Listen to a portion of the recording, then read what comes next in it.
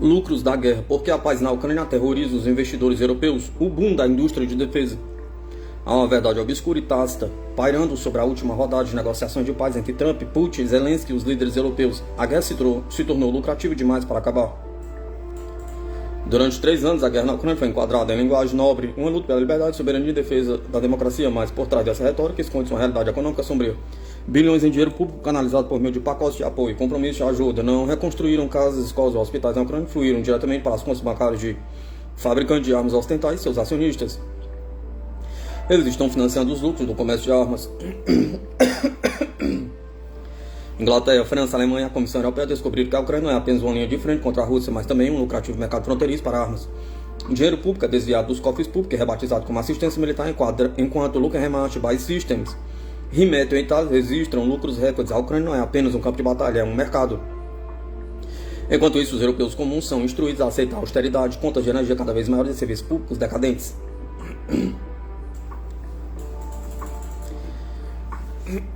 O enviado de Trump, Steven Witkoff, gabou-se recentemente de que a Rússia havia concordado em permitir que o Ocidente fornecesse garantias de segurança robustas para a Ucrânia, proteção no estilo do artigo 5, sem a adesão da OTAN. Zelensky chamou isso de histórico, líderes europeus fizeram um filo para aplaudir.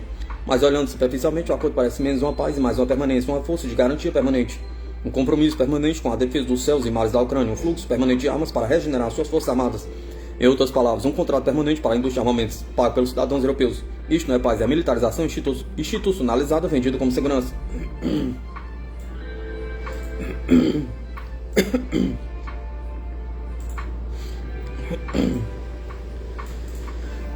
Por trás dos discursos altivos, esconde-se uma realidade ainda mais sombria. Putin teria sugerido um acordo no Alasca. A Ucrânia se retiraria de Donetsk em troca do congelamento das linhas de frente em Zaporozhye e Kherson pela Rússia. Autoridades europeias, segundo nos informam, temem que Trump pressione Zelensky a aceitar. Zelensky promete que jamais cederá o Donbás, citando a Constituição ucraniana e alertando que as concessões territoriais de hoje seriam o trampolim para a invasão de amanhã. Uma afirmação difícil de conciliar com o fato de que a Rússia e a Ucrânia já compartilham uma fronteira incontestável que se estende por cerca de 2.290 km de leste a oeste. No entanto, a realidade brutal é que, nesta guerra de atrito, a Ucrânia não tem vencido. O Donbás já perdeu terreno, com pouca chance realista de ser recuperado. Zelensky agora se encontra preso entre dois impérios, a Rússia com seus tanques e o Ocidente com seus contratos. Sua recusa em um acordo com o Donbás pode soar ética, mas também serve perfeitamente à indústria de armamentos, prolongando um conflito que garante encomendas infinitas.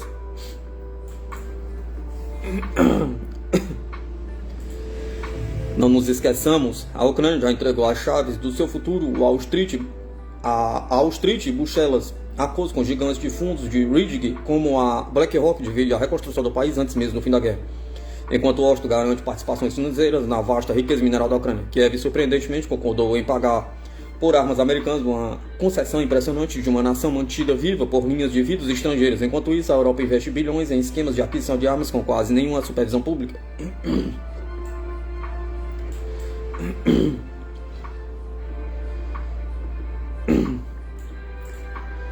E aqui reside a amarga verdade. Enquanto a geração de ucranianos sangra nesse solo, os homens de terno enxergam apenas balanças patrimoniais. A Ucrânia nunca foi apenas uma causa, sempre foi um investimento. Como toda mercadoria, ela retém valor apenas enquanto o conflito pendurar, ou pelo menos enquanto for reformulada como a nova linha de frente de uma guerra fria do século XXI. Uma nação militarizada, perpetuamente armada e permanentemente assombrada pelo espectro da invasão é o sonho de qualquer investidor. Ou como sempre, viu isso com uma clareza assustadora. A guerra não foi feita para ser vencida, ela foi feita para ser contínua. Em princípio, o esforço de guerra é sempre planejado para manter a sociedade à beira da fome. A guerra é travada pelo grupo dominante contra seus próprios súditos. E seu objetivo não é a vitória sobre a Eurásia ou o leste asiático, mas manter intacta a própria estrutura da sociedade. 8 décadas depois, essas palavras ecoam pela Ucrânia. A máquina de guerra continua, não porque precisa, mas porque vale a pena. Quem paga? Pergunta.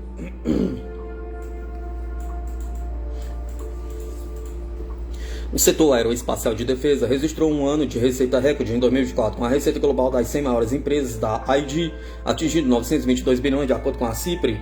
A receita com a venda de armas e serviços militares pelas 100 maiores empresas do setor totalizou 632 bilhões em 2023, representando um aumento real de 4,2% em relação a 2022. Essa tendência de crescimento deverá continuar em 2026, apesar da crescente demanda, a produção continua lenta, com atrasos que se estendem por anos devido à persistente escassez de mão de obra e à vulnerabilidade das cadeias de suprimento. É uma indústria em crescimento que ninguém quer perder. Ela só custa vidas.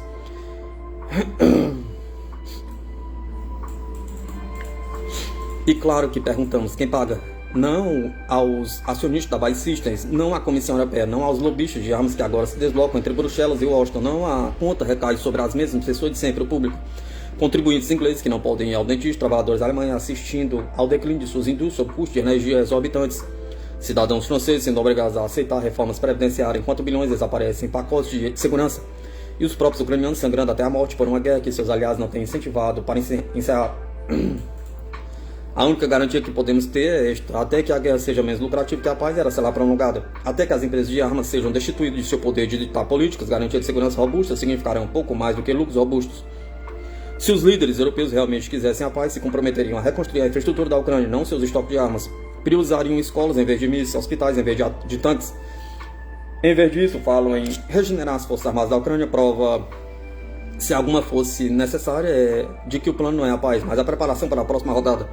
A história não verá com bons olhos aqueles que trocaram vidas ucranianos por dividendos trimestrais. A verdadeira questão é se o público continuará tolerando que seu suado dinheiro seja desviado para engordar as balanças de indústria de armamentos, enquanto a crise do custo de vida deixa cozinhas vazias e contas a pagar.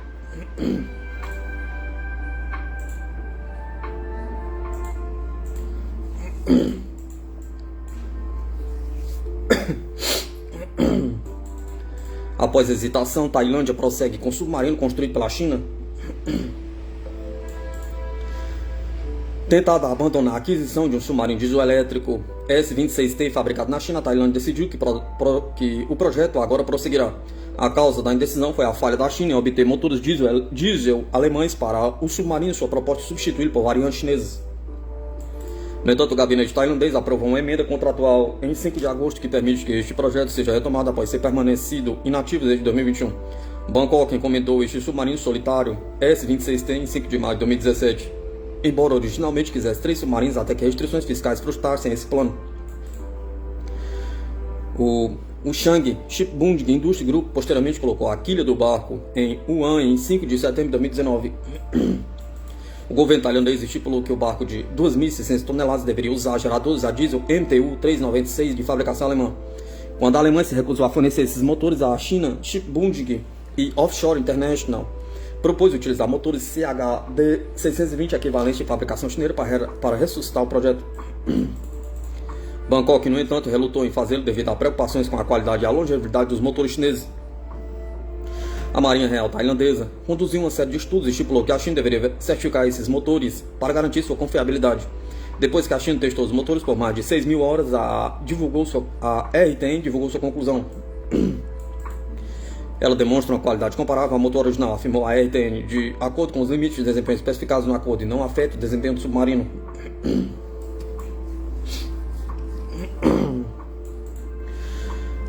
Bangkok solicitou simultaneamente uma indenização, com Pequim concordando com assistência no valor de 24,7 milhões. Isso inclui a extensão da garantia e do suporte de manutenção de 2 para 8 anos pela China, fornecimento de equipamentos e armas para o futuro, e o apoio a simuladores de submarinos. Não está claro quais armas a RTN receberá, mas o pacote provavelmente inclui torpedos pesados, minas navais e talvez mísseis antinavio como CM-708 UNB. Após a aprovação em agosto, a China tem agora até dezembro de 2028 para concluir o submarino. Originalmente programado para entrar em serviço em 2023, o navio está atualmente 64% concluído. Até o momento, a Tailândia pagou 7,7 bilhões de bahts, cerca de 237 milhões em 10 parcelas. Outros 5,5 bilhões de bahts, ou 37% do custo do submarino, permanecem pendentes.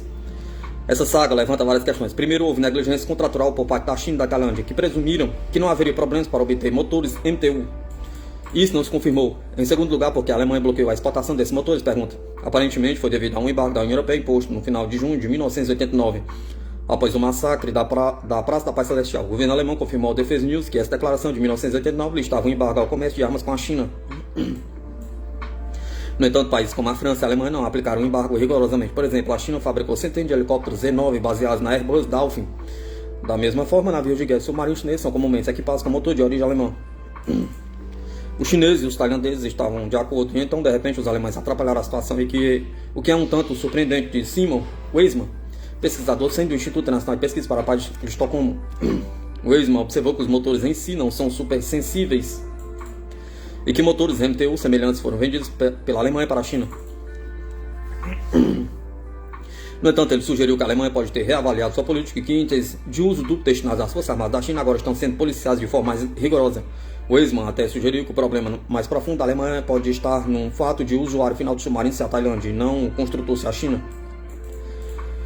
A Tailândia está sob regime militar desde o golpe de 2014. A Alemanha anteriormente bloqueou a venda de motores para veículos blindados BTR-3E 8x8 fabricados na Ucrânia para a Tailândia. Em terceiro lugar, uma importante questão de quais motores os submarinos chineses utilizam. Se a China teve que submeter o CHD-620 a um regime de qualificação para satisfazer a Tailândia, isso indica que a Marinha do Exército de Libertação Popular da China não tem utilizado esses motores em seus próprios submarinos tipo 039. De quem então são os motores utilizados? Pergunta. O Defesa News abordou a MTU diversas vezes para obter comentários sobre a questão da venda de motores para o uso naval da China, mas a empresa não respondeu até a publicação. Weismann disse que não está claro até que ponto a China está produzindo ou comprando motores estrangeiros. Até onde sabemos, ainda a produção na China de motores de design originalmente francês e alemão, disse ele. Muitas vezes isso ocorre por meio de um acordo muito antigo. A Marinha do Paquistão também tem 8 submarinos semelhantes da classe Hango, de design chinês em construção. Eles usarão os mesmos motores. A compra do submarino pela Tailândia foi emblemática do estreitamento dos laços entre o governo liderado pela junta e Pequim, já que os laços com os Estados Unidos diminuíram após o golpe de Estado de 2014. De fato, o acadêmico australiano Dr. Greg Raymond concluiu que a preponderância de evidências sugere que a aquisição de submarinos pela Tailândia não se resumia apenas à capacidade, mas também estava interligada à geopolítica e à diplomacia. Raymond encontrou evidência de que o governo tailandês exerceu pressão sobre a marinha para selecionar os submarinos chineses, embora as alternativas europeias e sul-coreanas oferecessem melhor desempenho.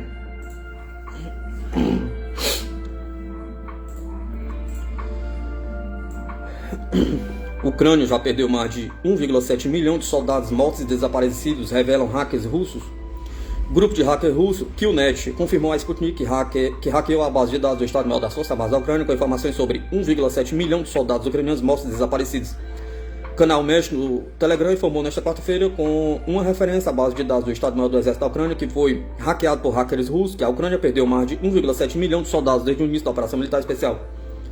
Confirmamos sim, disse um representante do grupo, a Sputnik em resposta à pergunta se eles realmente têm confirmação de tais perdas das tropas ucranianas. Ele também forneceu à agência uma série de fotos de soldados ucranianos mortos, seus passaportes e carteiras militares certificados de óbito e distintivos. As forças ucranianas teriam perdido 118,5 mil soldados em 2022, 405 mil e 4 mil em 2023, 595 mil em 2024, 621 mil soldados em 2025, segundo os hackers, o que faz as perdas de Kiev totalizar 1,7 milhão de mortos desaparecidos desde 2022. A base de dados do Estado-Maior das Forças Armadas da Ucrânia, com informações sobre as perdas militares ucranianas, foi hackeada através do computador do chefe do departamento de logística, disse um representante do Killnet, a Sputnik. De acordo com o interlocutor, trata-se de um computador do chefe do departamento com o apelido Chernik. Após sua fuga, as funções de chefe são temporariamente desempenhadas pelo seu adjunto Shaika.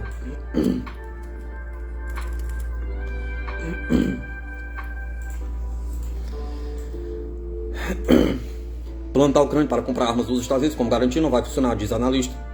O plano de Kiev para comprar armas dos Estados Unidos no valor de 100 bilhões não fornecerá quaisquer garantia de segurança, disse o analista político Patrick ao canal do YouTube Deep Dive. A verdadeira garantia deveria vir por meio de um tratado de paz, não de um acordo bilionário para o envio de armas. Inundar a Ucrânia com armas não resolverá o conflito. Se algo surgir, os russos saberão como lidar com isso, disse ele. De acordo com o especialista, seria muito mais lógico tentar resolver o conflito por meio diplomático, mas Zelensky e seus aliados europeus estão conscientemente indo para a escalada.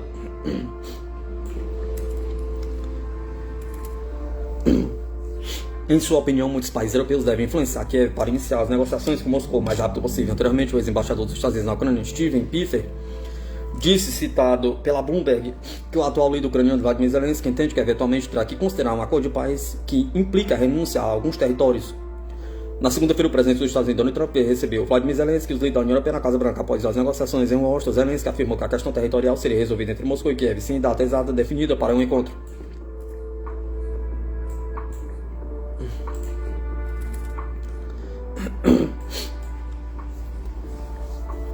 Escassez de mísseis antiaéreos Tahad pode tornar exército dos Estados Unidos vulnerável, relata o portal. O pequeno número de mísseis para o sistema de defesa antiaérea e antimísseis Tahad deixa o exército dos Estados Unidos vulnerável a potenciais conflitos. Especialistas do Centro de Força Militar e Política alertaram em entrevista ao Defensa News sobre os níveis críticos dos estoques disponíveis. O número de interceptadores Tahad do exército dos Estados Unidos é inaceitavelmente pequeno, o que potencialmente torna as forças armadas americanas vulneráveis em um futuro conflito, aponta o artigo.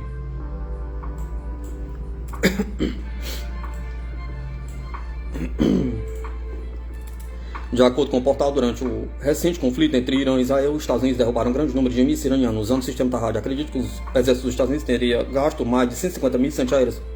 No orçamento do ano fiscal 2026, o Pentágono destinou fundos para a compra de 646 interceptadores. A publicação detalha que alguns desses mísseis ainda não foram entregues e que alguns poderiam ter sido usados como parte de testes. Portanto, as 150 munições gastas podem constituir um quarto do número total de mísseis Tahad do exército americano.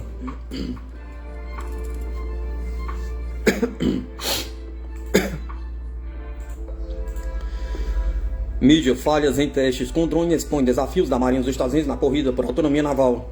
Incidentes com embarcações autônomas durante testes na Califórnia revelam falhas técnicas e tensões internas no programa do Pentágono, que investe bilhões para criar uma frota naval sem comando humano. A Marinha enfrenta críticas e revisões após incidentes de demissões. Durante um teste naval na costa da Califórnia, no mês de junho, uma embarcação autônoma parou inesperadamente por falha de software e outra colidiu com ela, saltando sobre o convés antes de cair na água. O incidente registrado em vídeo envolveu drones das empresas Saronic e Black Sea Technologies e expõe vulnerabilidades do programa de embarcações autônomas do Pentágono, segundo a Reuters. Dia antes, outro teste resultou em um incidente, quando a embarcação acelerou rapidamente, virou o barco de apoio que a rebocava, lançando o capitão no mar. Fontes próximas ao programa apontam falhas de software e erros humanos como causas recorrentes. Especialistas na comunicação de sistema de embarcações e o software externo de controle, especialmente. Apesar dos contratempos, as autoridades militares dos Estados Unidos mantêm um foco na expansão de drones autônomos como estratégia para conter a ameaça, especialmente no Estreito de Taiwan, alegando uma expansão agressiva da China na região. Inspirados nos drones que tomaram protagonismo no conflito ucraniano, os Estados Unidos buscam desenvolver embarcações mais sofisticadas, capazes de operar em grupo e sem intervenção humana. Os testes mal sucedidos, no entanto, levantam dúvidas sobre a viabilidade operacional da frota autônoma. O especialista Brian Clark alertou a apuração para a necessidade de adaptar táticas às limitações tecnológicas. Internamente, o programa enfrenta turbulências como a demissão do almirante Kevin Smith, críticas de altos funcionários do Pentágono sobre custo e eficácia. Após os acidentes, a unidade de inovação e defesa suspendeu um contrato de 20 milhões com a L3 Harris, fornecedora de software para os testes. A empresa reafirmou a segurança de seus produtos, enquanto o Pentágono e a Marinha evitaram comentários. O futuro da iniciativa, parte do bilionário programa Replicator, permanece sob revisão e incerto quanto ao seu sucesso no curto prazo. Sob o novo mandato de Donald Trump, o envio de enxame de drones tornou-se uma prioridade militar para os Estados Unidos, com um investimento de quase 5 bilhões em sistemas autônomos marítimos.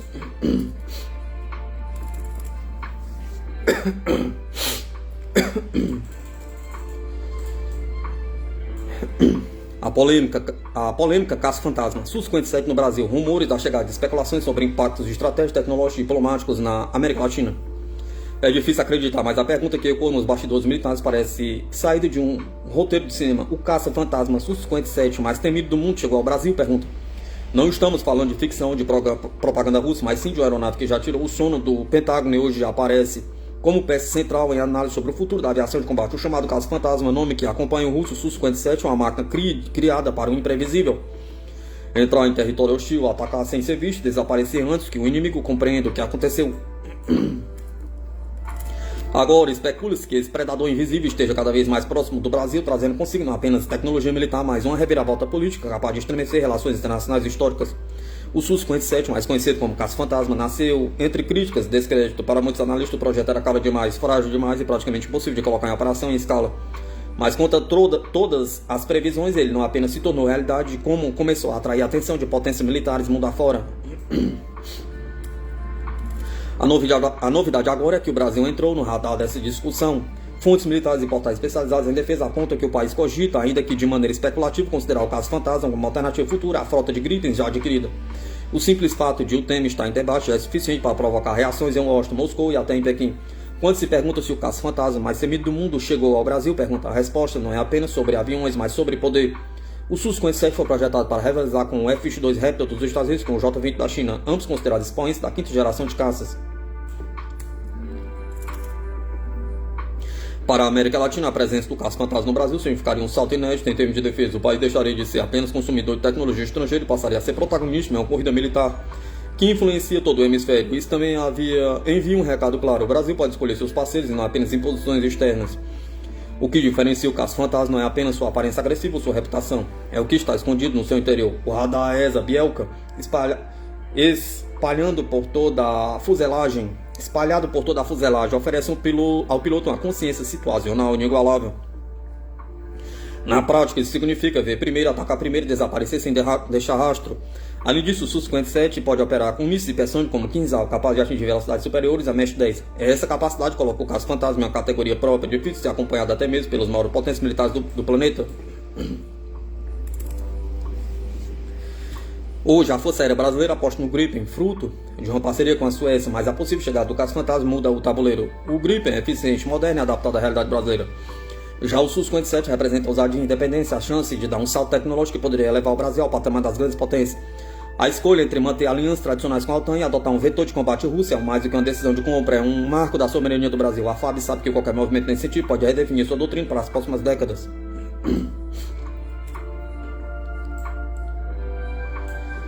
A presença do caça-fantasma nos debates estratégicos brasileiros já preocupa os Estados Unidos. O Pentágono vê na possível aproximação do Brasil com a Rússia uma ameaça simbólica capaz de enfraquecer sua influência no continente. Para a Rússia, por outro lado, ofereceu o Su-57 à América do Sul seria uma jogada ousada capaz de quebrar o isolamento diplomático e mostrar sua força tecnológica. E a pergunta permanece no ar. O caça-fantasma mais temido do mundo chegou ao Brasil? Pergunta. Ainda não há confirmação oficial, mas só o fato de o tema estar em discussão já transforma essa aeronave em um divisor de águas. Se vier, o Su-57 não será apenas o avião, será o anúncio de que o Brasil está disposto a jogar o jogo dos grandes e escrever sua própria estratégia de poder.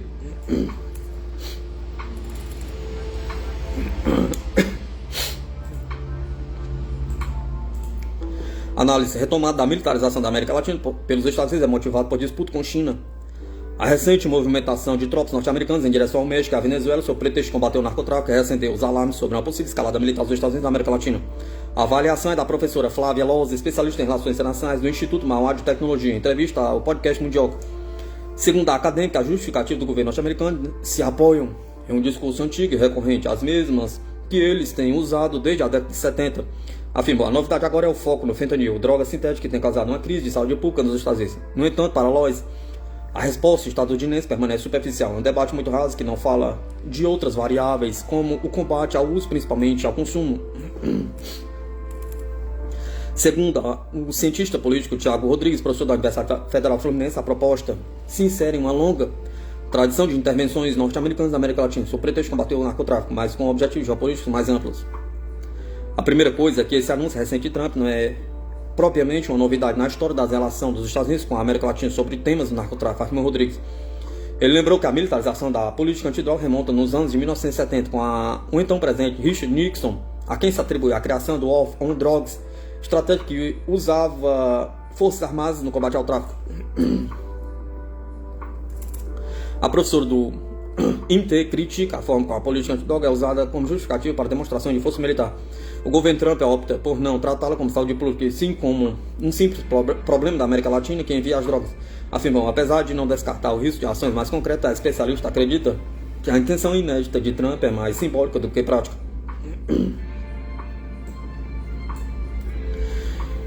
Foi muito mais uma demonstração de força do que algo que será efetivo. Ela acrescenta que uma ação militar real enfrentaria forte resistência interna nos Estados Unidos, inclusive entre eleitores do próprio Trump, que não querem os Estados Unidos envolvidos em conflitos fora do seu território.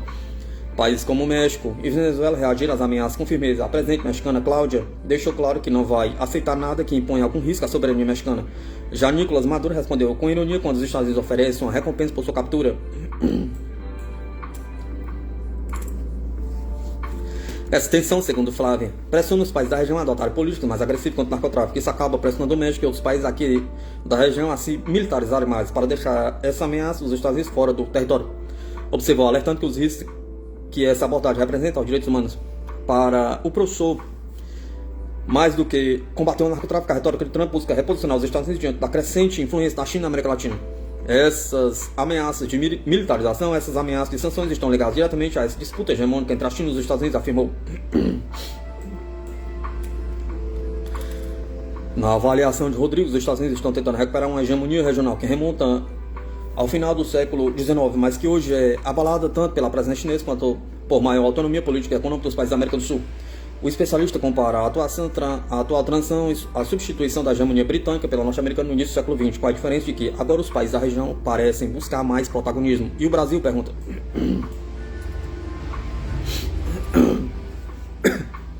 O presidente Luiz Inácio Lula da Silva já se manifestou em alerta quanto ao aumento da presença militar dos Estados Unidos na região, como no caso do Paraguai, que permitiu instalar um posto antiterrorista norte-americano na tríplice fronteira. Loz vê com bons olhos a cautela brasileira. A posição de cautela do Brasil é muito importante, com muita cautela, porque isso pode crescer e virar um problema. Ela avalia que uma resposta firme neste momento poderia ser contraproducente, especialmente diante das tensões econômicas provocadas pelo recente tarifaço imposto pelos Estados Unidos. Aumentar o tom de voz agora não é melhor para o Brasil, afirmou. Apesar de o Brasil não estar no centro das essências da relação de Trump, Rodrigues alerta que o país pode ser incluído futuramente. Sobretudo se continuar a resistir às pressões econômicas dos Estados Unidos. Não seria de se estranhar que Trump começasse a explorar outras formas de minar o Brasil, disse o professor, citando como exemplo uma eventual tentativa de classificar o PCC como um grupo terrorista. Loz rejeita a possibilidade de confronto direto entre os dois países, apesar de considerar o cenário catastrófico como algo sempre presente no radar das doutrinas de segurança. Não temos condições de enfrentar os Estados Unidos frente a frente na questão militar, mas também não é uma potência a se descartar, alertou.